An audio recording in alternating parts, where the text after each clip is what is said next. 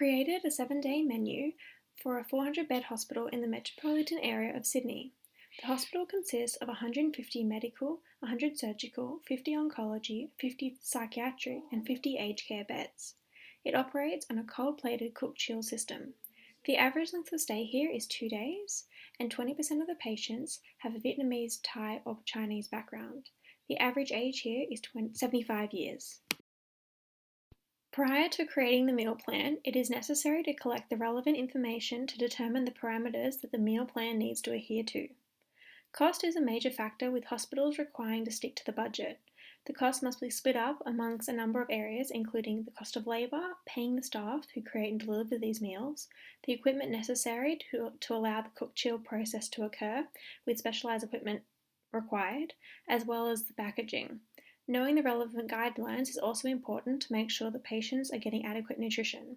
In this case, the nutrition standards for adult inpatients in New South Wales hospitals was used. For the plan to work smoothly, it is important that the cook and staff are trained correctly, that the nurses understand the plan in case they need to explain it to patients, and for the doctors and dietitians to be on board. The menu is then created, providing options for breakfast, a midday meal, an evening meal, and 3 smaller mid-meals. Each day, the patients will be provided with a menu with the meal options for the following day for them to select. Once the menu is created, it is then evaluated. In regards to the minimum choice standards, the menu has followed the guidelines, including providing the required choices for main meals, with a band 1 vegetarian meal served at least once per day, with red meat served once per day, followed by other meats such as chicken and fish. I kept the choices similar for breakfast, only differing for the yogurt flavours as people tend to enjoy routine at breakfast, but still providing enough options. As for the serving sizes, they are kept as directed by the recommended minimum serving and only made bigger if they were required to meet the certain nutrients, such as calcium, but small enough that they kept to the minimum costs. While the bans did limit some options, as the food options need to adhere to the guidelines and a lot of common household meals such as stir-fries and pie weren't able to be added, there was enough flexibility that the food was still able to be tasty and familiar with good nutrient value. Colour was addressed by providing a wide range of colours in the foods and steering clear of bland foods. As for variety, enough options were available for people no matter what their cultural background, as they were able to find familiar foods. At least one meal per day was being inspired by different cultures. The texture was considered by using a variety of different starchy foods and vegetables in each meal. By repeating the meals twice a week and using cheaper cuts of meat such as cod and round steak, say instead of rump steak, this adhered to the budget.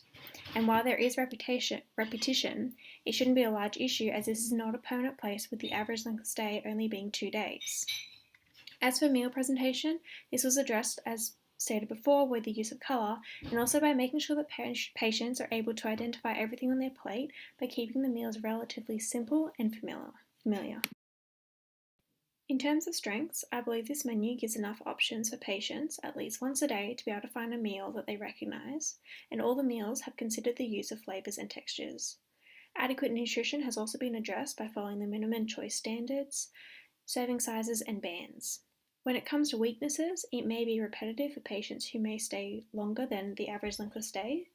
It also, due to the fact that this menu is being used for a wide variety of patients, from surgical to psychiatric to aged care beds, it does have a fairly limited amount of meals that would be necessary to meet everyone's needs, with nurses being required to slightly adapt the menu, such as making sure that psychiatric patients steer clear of caffeinated beverages and may opt for the decaffeinated option. A cold-plated cook-chill system works by having food prepared first and then chilled until it is ready to be served. When it is served, it's reheated individually via a process called rethermalization and then delivered. This requires specialised equipment to heat up and large enough refrigerators to store the food prior. This process saves on labour and costs, as the food can all be prepared at once by the cooks instead of requiring them for most of the day, and there is less waste, as the food that isn't used can still be stored and reheated a couple days later.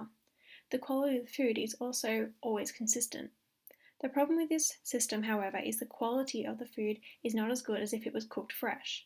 Certain foods should also be avoided, as the texture is significantly changed, such as fried eggs, which can turn rubbery. Strong-smelling foods such as asparagus can also mix and potentially ruin the flavours in the dish.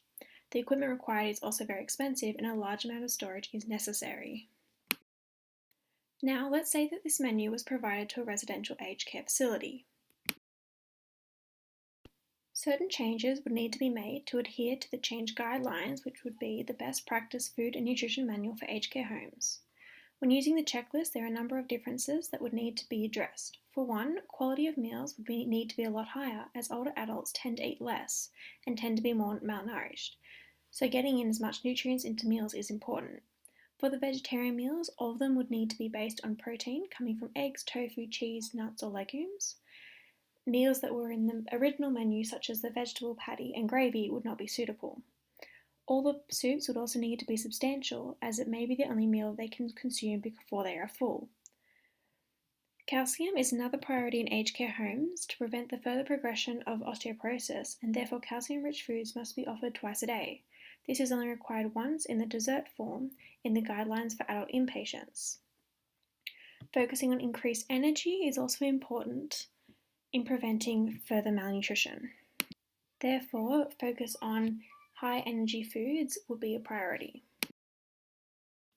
Similarities between a hospital setting and a residential aged care facility include an extra level of care that is required, as the patients are at a higher risk of malnutrition and deficiencies than the general population.